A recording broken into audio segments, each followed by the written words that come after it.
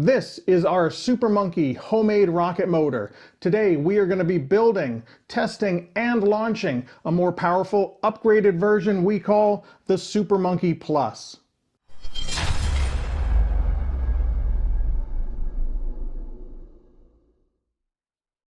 For about the last 2 years, the Super Monkey motor has been my favorite motor to build and launch. It's a single-use PVC motor filled with flexi-fuel sugar fuel. Now, we're going to be building the Super Monkey Plus today, and the only difference is that the Plus model is 1.5 inches longer and contains 24% more fuel. The primary goals of this motor are to increase launch speed and overall flight altitude. Now, before we begin, a couple of notes about PVC rocket motors. If you were a member of a club such as NAR or EEE, just be aware that these motors are not allowed at their events. There's also some people that will say never, ever, ever, ever build a rocket motor out of PVC. If you are one of those people, then this video is probably not for you. But if you're somebody that's interested in homemade experimental rocket motors, I think you'll find this one really fun. Now, you should always be a safe distance away from any experimental motor when you're igniting it for either a ground test or a launch. It doesn't matter whether it's the first time you're testing it or the 100th time you've launched it. You should always be a safe distance away. 300 feet or about 100 meters is a reasonably safe distance for this type of motor. Both the Super Monkey and the Super Monkey Plus motor have proven themselves to be very reliable motors. If you use the same techniques, parts, and materials that we use, you should end up with a reliable motor as well. Let's get building. First, let's take a look at the core rod and the core rod alignment tool. Now, the core rod is just a piece of 1/2-inch round stock. This one is aluminum. You could also use steel. I like using aluminum because it's got a nice smooth finish. On the end, I've made a tapered pencil point. Now, some people just make a rounded end on the end of their core tool, but I think having the tapered point makes it a lot easier to be sure that the rod goes into and centers into the core hole. Now, this rod really only needs to be about 10 inches long to core this particular motor, and you see this one is a lot longer than necessary. This one's 20 inches long. But the reason I leave it long is because having some extra rod sticking out past the end of the motor makes it easier to see that the rod is straight as it's being inserted. Now, the core rod alignment tool is made of 2 pieces of 3/4 inch MDF and then a washer on one end. The 2 pieces of MDF are glued together with wood glue, and then the washer is adhered on with 2-part epoxy. Before the washer is glued onto the wood, the outside is ground down so that it fits nicely into the 1.25 inch PVC. It's not tight, but it's snug enough so that it fits very nicely.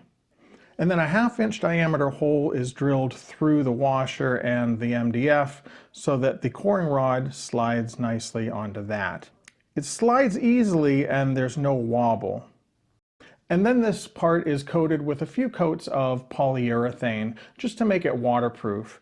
We need to wash this off after each use, and we don't want the water getting into the MDF and causing it to bloat or disintegrate. Now, once you put a couple of coats of polyurethane on the inside hole, you'll find that it doesn't fit onto the coring rod anymore, so you'll probably have to re-drill that and maybe even use the coring rod just to help bore out the inside of the hole so that the rod slides nicely again. And then you'll be able to use the coring rod and the core rod alignment tool over and over again. You just need to rinse them off to rinse off any residual fuel that may be stuck to them after making a motor. Now, let's take a look at all the parts, supplies, and tools needed to make this motor.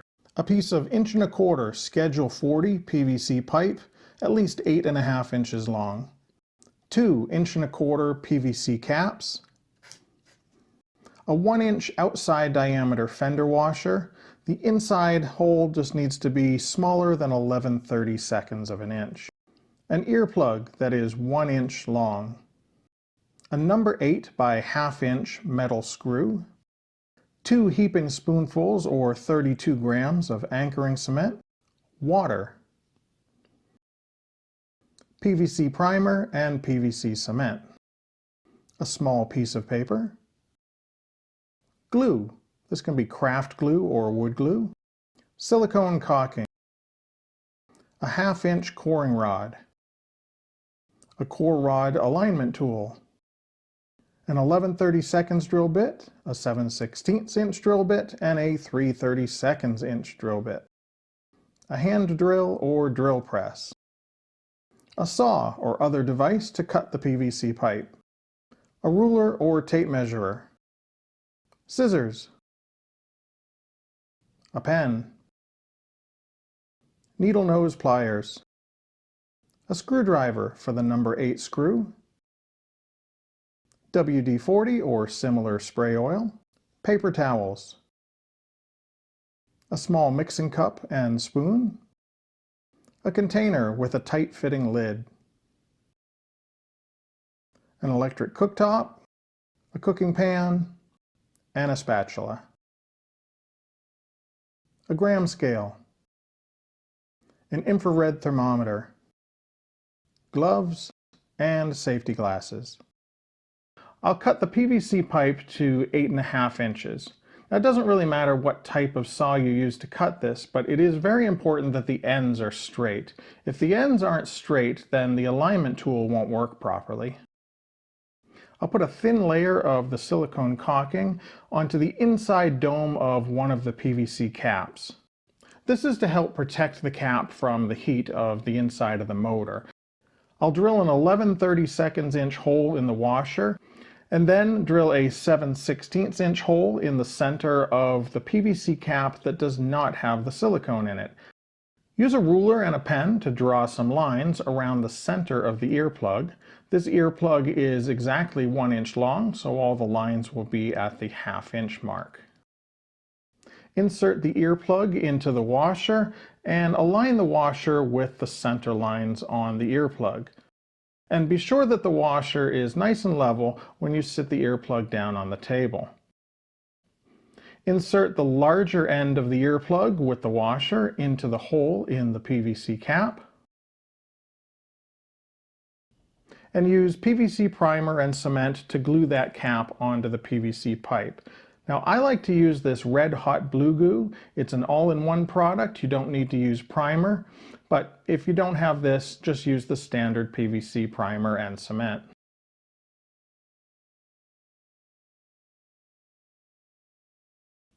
Drill a 3/32 inch hole in the side of the PVC cap. This is drilled horizontally just below the curved section. Screw the number 8 screw into that hole and leave about 1/8 of an inch of threads still exposed. Now, that mounting screw is optional. Let me show you what it's for.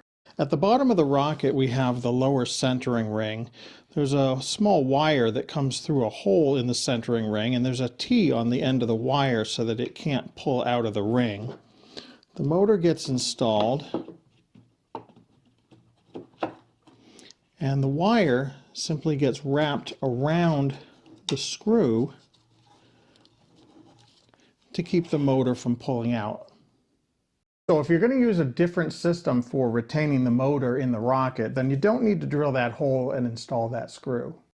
Push the earplug in so that it's flush with the bottom of the cap. I like to push it in most of the way by hand, and then just rub that against a nice flat surface like the table, and that will make the earplug flush with the bottom of the PVC cap. Check inside to make sure that the washer is level and centered. Mix the anchoring cement and water until it reaches a pancake batter-like consistency. If you're using a different brand than I am, make sure you follow the instructions that come with their product. I find with this one, 32 grams of anchoring cement is exactly the amount needed. Pour the anchoring cement into the PVC pipe just until it covers the top of the earplug. Here's a close-up of that. You can just barely see the tip of the earplug.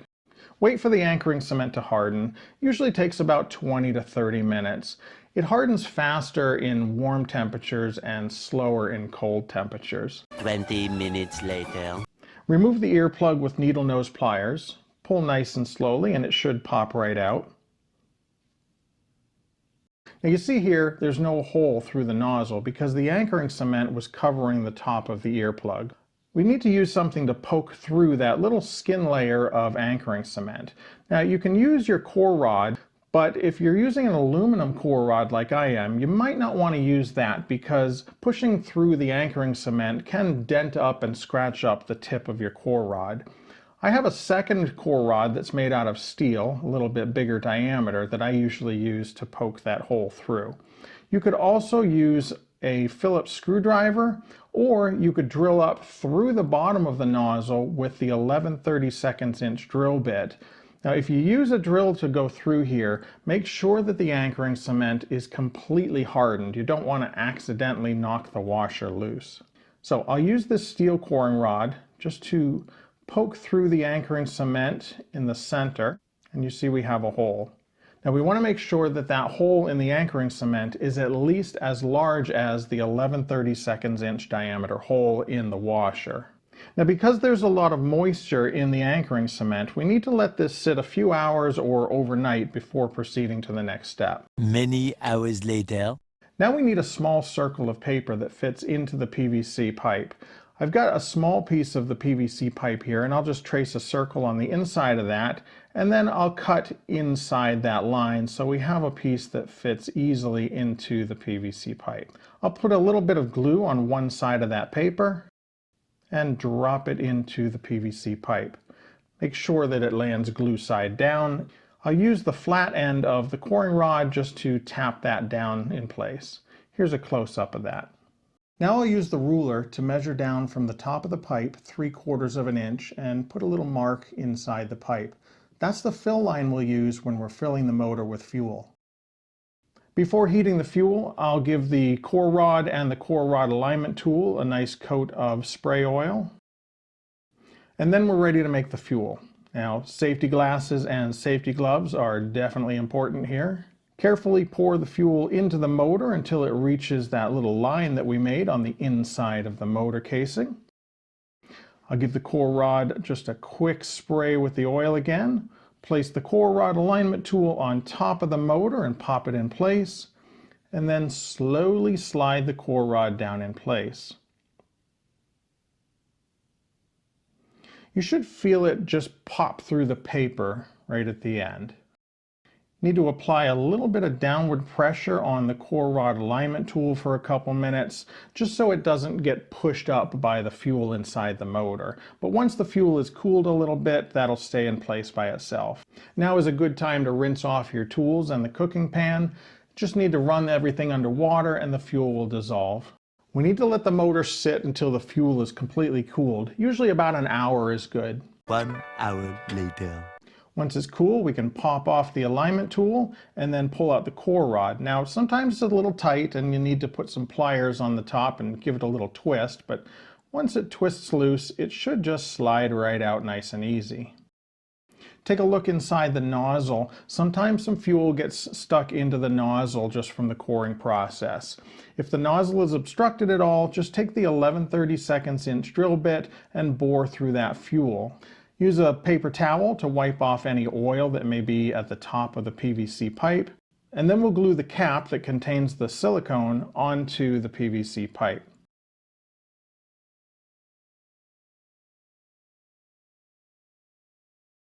Now it's important to note that this type of motor needs to be ignited with an electric igniter.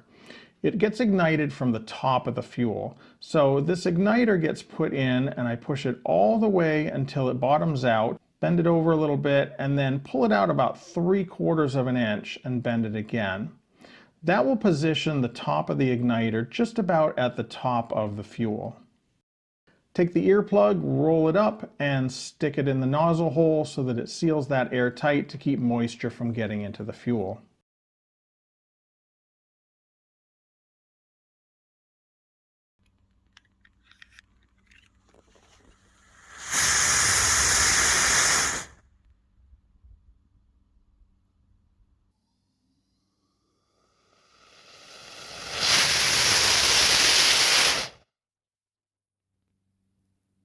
All right, it's a great day for our launch. So we've got a Super Monkey and a Super Monkey Plus. We'll be comparing the launches today using our Eliminator 10 rocket.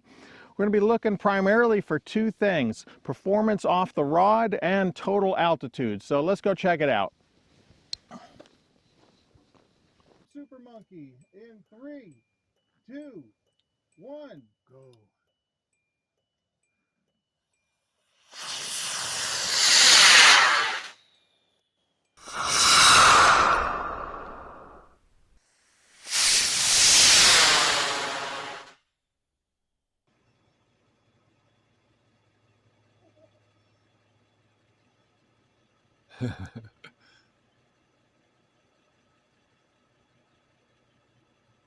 Super Monkey Plus.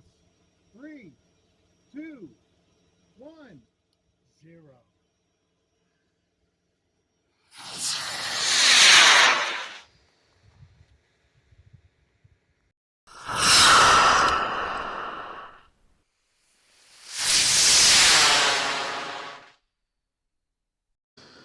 Well, that was definitely unfortunate. Now, the good part about this is the flight computer survived the landing, and we did get the data that we needed, and this was launch 2 of 2 for today. So we'll still be able to look at the comparison video of the launch, and we have total altitudes that we can compare. So at least we got the data we needed for today, but we definitely had a crash. As best we can figure out from analyzing this, our ejection charge cap has exploded violently, which we think kind of exploded out the side, destroying the nose cone where it's threaded in, but also exploding through the side of the cardboard tube, which really just wedged the parachute in there. It is just stuck. So the drogue parachute did eject, but it just didn't have enough force to be able to pull this out. I mean, this is really stuck in there. So that's the end of Eliminator 10. We launched it a couple times. It's been a great rocket, but we'll be on to Eliminator 11 real soon for some future launches. But I'm going to head back to the shop and we'll take a look at the video footage of the launches and talk about the altitude differences for these two motors. Well, that was unfortunate that the rocket got destroyed, but the flight computer was not damaged, so we still got the altitude information we needed. Now, before we take a look at that, let's take a look at the launch performance. Here's the two launches side by side, and you see that the Super Monkey Plus motor is far outperforming the Super Monkey off the launch rod. Now, as far as flight altitudes, the Super Monkey motor got the rocket to 1,090 feet, which is a pretty typical altitude that we see with that rocket and that motor. But the Super Monkey Plus motor got the rocket to 1,410 feet. That's an additional 320 feet or a 30% increase in flight altitude. So overall, I'm really happy with the performance of the Super Monkey Plus motor. It did exactly what we wanted. Increased speed off of the launch rail and an increase in overall altitude. And I'm sure we'll be building and launching this much more in the future. Don't forget to check out our full line of Rotary Rocketry t-shirts and now hoodies available in our shop. There's a link down in the description. Don't forget to hit that like button, and if you're not subscribed to the channel, please consider hitting subscribe. We really appreciate you watching our videos. We'll see you next time.